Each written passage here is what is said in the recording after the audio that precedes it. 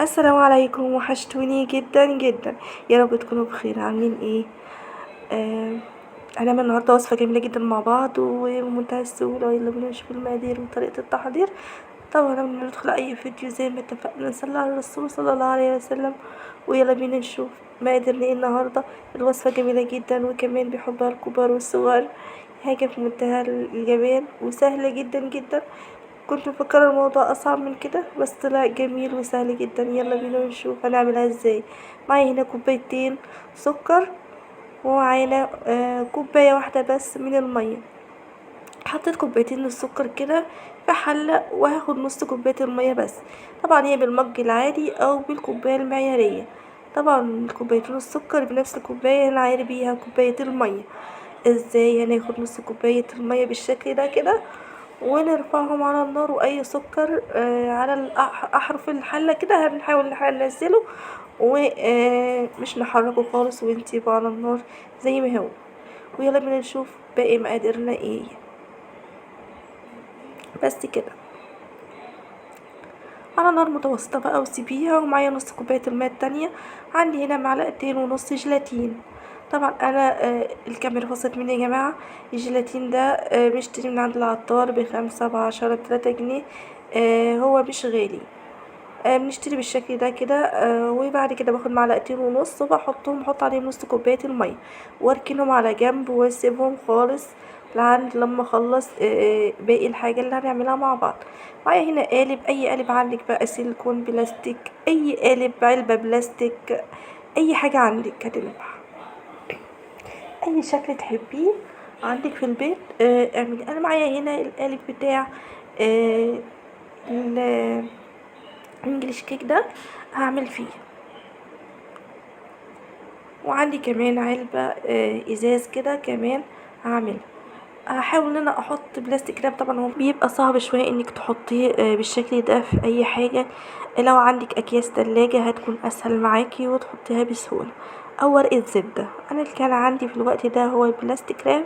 حلو ان انا احط كده قطع منه في القالب، وهفردها بالشكل ده على قد ما اقدر، على اساس ان هو ما يلزقش مني المارشميلو فيه.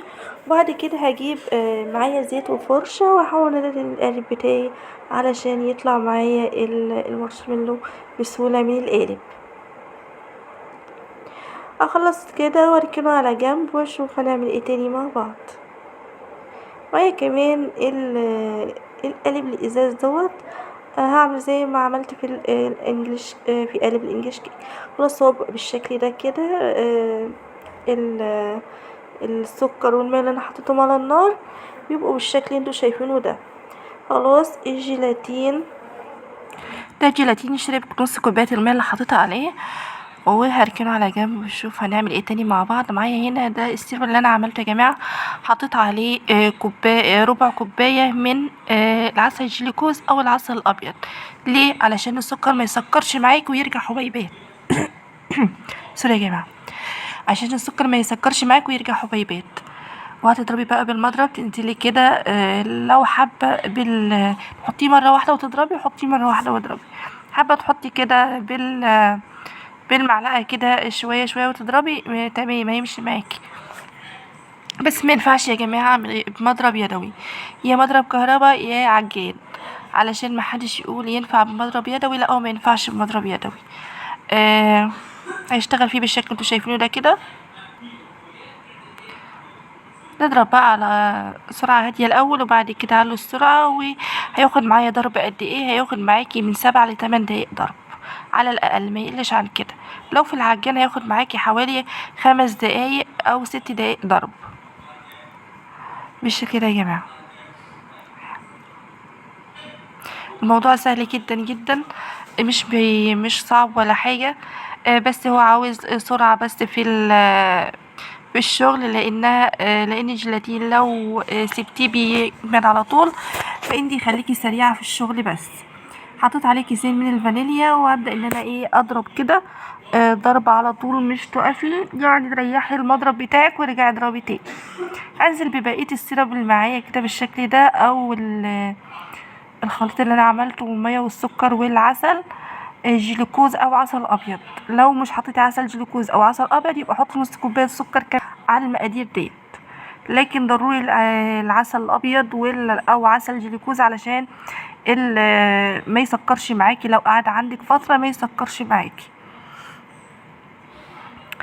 هضرب بقى كده بالمضرب زي ما انتوا شايفين بالشكل ده، مش هياخد معايا وقت خالص، زي ما قلت من 7 ل 8 دقايق بالمضرب دوت. طبعا مش هينفع بالمضرب اليدوي، بالعجان او بالمضرب دوت. طيب يا جماعه، اللي مش مشترك يشترك ويفعل زر الجرس على الكل، ولو عجبك الفيديو انزلي واعملي بسرعه واكتبي لي كومنت جميل زي كده.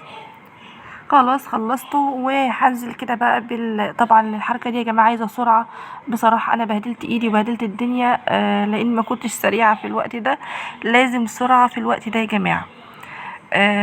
بلي ايدك بقى زيت، وحاولي انك تساوي الاطراف بتاعته. ده يا جماعه اعمله احمر، فعشان كده حطيت عليه شويه من الجيلي الفراوله.